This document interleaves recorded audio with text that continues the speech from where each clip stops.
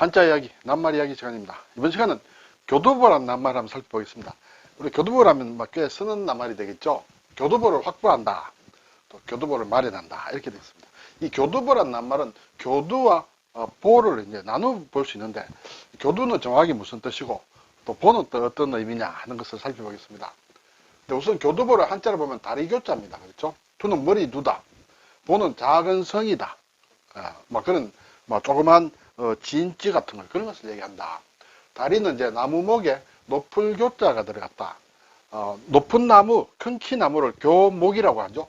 그 높은 교가 들어갔다.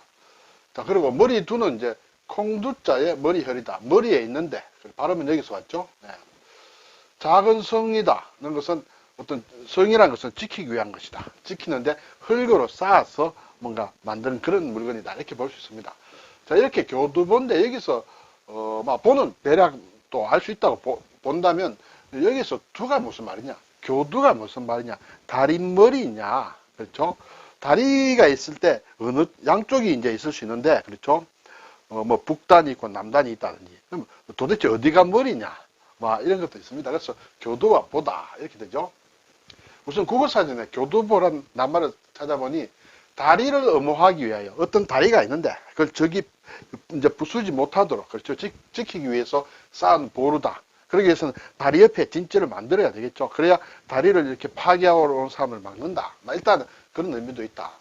근데 이것은 좀 파생된 의미다. 원래 의미는 좀 이런 것이다. 상륙을 하거나, 군사용어입니다. 그렇죠? 상륙을 하거나 도하를 한다. 강을 걷는다. 도하 작전에서, 자, 도하를 한다. 저 건너편에 적이 있다. 적군이 점령하고 있는 저 건너편 강 기슭이나, 또는 이제 바다인 경우에는 해안선의 한 모퉁이를 점거하고 그곳에 마련한 작은 진지다. 적이 있는, 강 건너 적이 있는 곳에 들어가서 일단 거기서 거점을 확보한 것, 그것이 교두보다. 그렇죠? 그래야 후속 부대가 올 때 엄호를 해주고 여러 가지 또 다음 어떤 나아가는 그런 발판을 마련한다. 그것이 교두보다. 여기에서 이제 파생이 되어서 일반적으로 많이 쓰는 것이 군사 용어가 아닌 어떤 일을 하기 위해 마련한 발판이다. 이것은 이제 생활 용어로 많이 쓴다.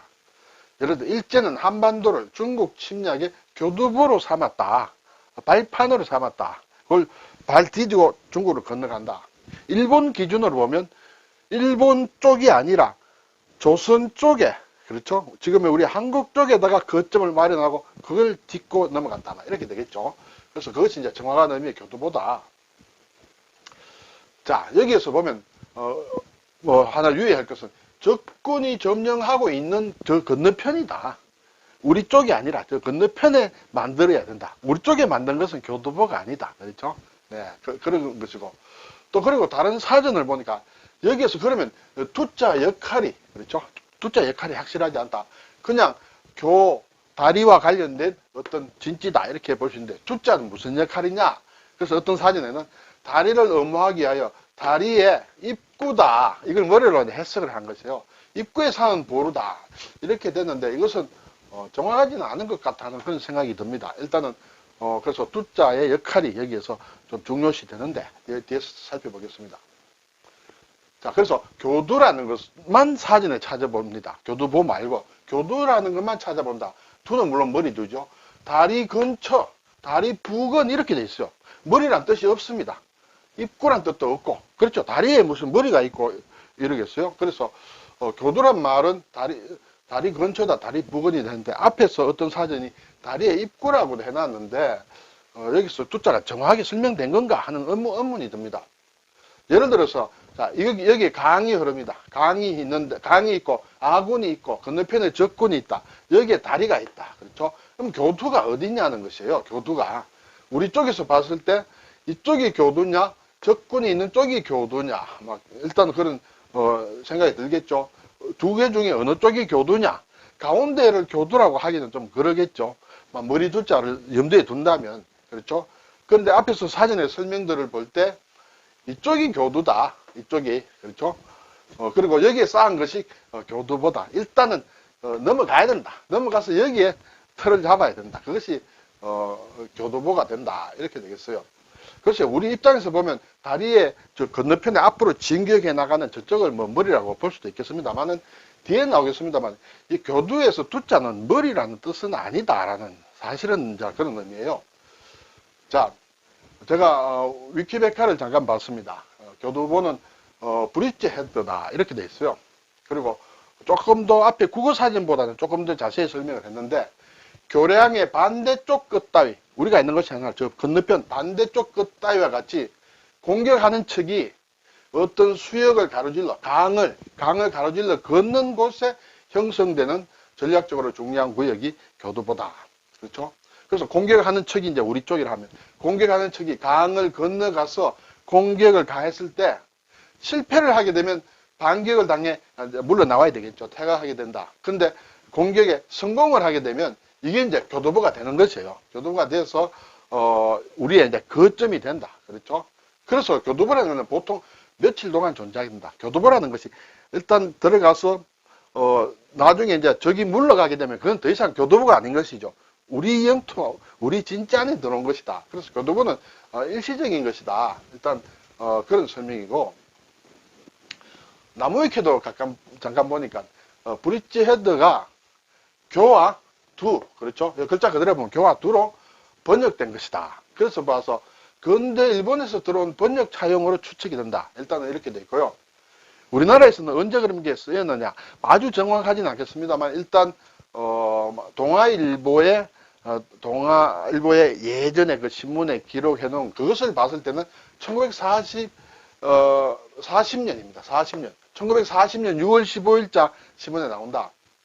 이때 아마 2차 세계대전에 프랑스가 이제 어떤 저 진공을 하는 막 그런 기사가 있는데 이게 1940년 5월에서 6월 사이에 있는 기사를 동아일보에서 적으면서 그때 교두보란 말이 처음 나온다 이렇게 돼 있어요. 그래서 우리가 생각보다 오래된 것은 아니다 이런 생각이 되고 그러면 일본에서는 언제 나오느냐 하는 것을 보니까 1880년도에 아마 81년 여기에 5국 대조 병어자서다 군사 용어와 관련된 5개 나라의 어떤 군사 용어를 이렇게 비교해 놓은 그런 책인 것 같습니다. 주로 이제 서양 나라들과 일본 내 일본말로 이렇게 됐는데 여기에 나온다 이렇게 되겠어요. 그리고 또 우리가 보면 이제 경제와 무역과 관련해서 교두보를 마련한다. 꼭 국외 무역이 아니라도 가능은 하겠습니다만은 국제 무역에서 타국의 시장에 진출하기 위하여 현지에 지사를 설치한다. 그런 경우는 이제 교두보를 할 수 있다. 그렇죠? 또는 서울이나 중앙에서 저 지방에 어떤 진출하기 위해서 지방에 지점을 낸다. 처음으로 들어간다. 그럴 때는 또 교두보라고 할 수 있겠죠. 그래서 어디까지나 교두보는 상대방 지역에 이렇게 뿌리를 내리는 것이다. 틀을 잡아야 되는 것이다. 이런 얘기가 되겠습니다. 자, 그러면 이제 교두보는 대체로 알겠는데, 여기 다시 한번 이제 교두란 말의 이 두자의 정확한 의미를 한번 좀 살펴봐야 되는데, 제가 사실은, 이쪽 전문가도 아니고 해서, 정확하게 말씀드릴 수 없습니다만, 참고하기 위해서 자료들을 가져와 봤습니다. 이 머리두자가 쓰는 용례가 여러 가지가 있는데, 우리나라 자료에 별로 없어서 일본의 삼성장 사전이라는 것을 참고를 했습니다. 머리두자를 설명을 하기를 이 이외에도 있겠습니다만은 일단 머리다. 사람이나 동물의 머리를 표시할 때 두를 한다. 그렇죠? 그리고 우두머리다. 두목이다. 두령이다 할 때 이제 그런 의미로 쓴다.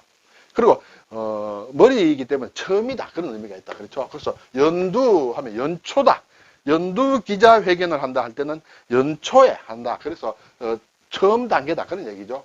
또 모두에 말씀드렸다시피 할 때만 이런 얘기 합니다. 그것도 말천머리다. 이런 뜻이다. 그때는 이제 처음이라는 뜻이다. 그리고 또 그 부근이라는 뜻도 있다. 그 부근이다. 예를 들어 점두다. 가게 부근이다. 점두 거래를 한다. 요즘 잘 안 씁니다만 그런 것은 가게 부근에서 예를 들어서 백화점에서 세일을 하는데 원래 백화점 건물 안에 있는 자기의 매장에서 하지 않고 밖에 나와서 그렇죠 백화점 앞에 이렇게 전을 풀고 이렇게 할 수가 있습니다. 그런 거는 점두라고 할 수 있다. 그렇죠? 그리고 중요한 것이 이제 명사를 만드는 조사의 역할을 한다. 명사와 붙을 수도 있고 동사와 붙을 수도 있고 형용사와 역할을 하는 글자와 붙어서 두자를 붙여서 형식적인 명사를 만드는 것이다. 그래서 형식적이기 때문에 의미가 있는 것은 아니다. 머리라든지 우두머리라든지 이런 게 의미가 있는 것은 아니다. 그런 얘기예요. 예를 들어서 원두다. 원이라는 것은 이제 벌판을 얘기합니다. 그렇죠? 원두. 이것은 덜머리가 아니라 그냥 덜판을 얘기한다. 네, 원두에 대해서는 뒤에서 다시 한번 살펴보겠습니다만 그렇다. 가두를 한다. 가두 시위를 한다 할 때 길거리에 머리가 아니다. 길에 어디 머리가 있겠습니까? 방향에 따라서 머리가 바뀌죠. 그래서 이것은 가두라는 것은 거리다. 가다 말하자면 거리 시위다. 노두다 하는 것도 마찬가지예요. 길노자다. 어떤 길거리를 얘기한다. 사람이 많이 다니는 길을 노두라고 한다. 우리 이건 잘 안 씁니다만 역두다 하면 대체로 역 앞을 뜻하기도 하고 그리고 또 그냥 역을 뜻하기도 한다. 역을 꼭 역 앞이다 하는 역 입구 그것보다는 대체로 역을 뜻하기도 한다. 화두다. 우리가 화두를 한다. 예를 들어 불교에서 화두라고 하면 어떤 공안을 잡는 그렇죠. 생각거리를 얘기하죠. 이것이 말머리. 예를 들어서 사람 사이에 얘기를 하다가 화두를 돌린다 할 때 말머리를 돌린다. 그럴 경우에는 머리란 뜻도 있지만은 일반적으로 화두라고 하면 그냥 말이다. 말하는 것이다. 이런 얘기예요. 구두 시험을 본다. 구두로.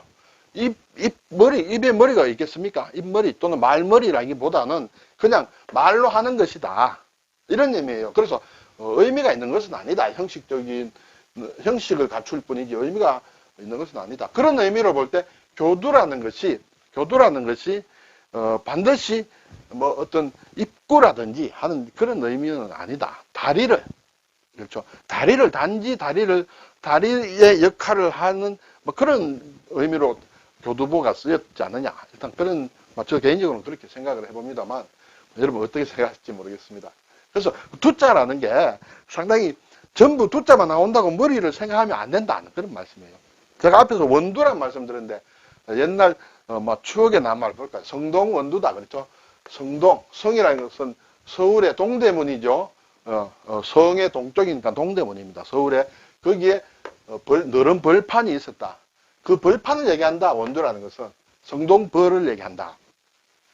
그래서 예전에는 야구를 한다든지 할 때 라디오 중계를 들을 때 그렇죠. 성동원두에서 지금 무슨 시합이 열린다 이런 걸 들은 기억이 있습니다. 그 성동원두 할 때 원두 이렇게 쓴다. 그 자리가 원래는 훈련원터라고 합니다. 조선시대 때는. 그러다가 훈련원 공원이 됐다가 이제 일제시대에는 경성운동장이 됐다. 1926년에. 해방되고 나서 이제 서울운동장으로 됐다가 이름이 다시 동대문 운동장으로 바뀐다. 이때 이제 주로 성동원두라고 많이 썼다. 예. 그러다가 2014년에 그렇죠. 동대문 디자인 플라자 DDP가 됐다. 옛날에 추억의 장소가 하나 없어졌다. 예. 자, 원두란 말이 나왔기 때문에 직접 관계는 없습니다만은 이거는 벌판을 얘기하기도 하고 또 원래라는 그런 의미가 있다. 그렇죠. 그리고 콩이다. 콩두자다. 이것은 가공하기 전에 커피 열매를 원두라고 하죠. 우리가 원두 커피다 할 때 또는 커피 콩을 말려서 볶은 것 그것도 원두라고 한다. 원두 커피의 원료를 원두라고 한다. 그렇죠. 또 이런 원두도 있습니다. 이거 동산 원자의 머리두자다. 동산 원자의 머리두자다. 우리가 원두막이다. 원두막. 그렇죠.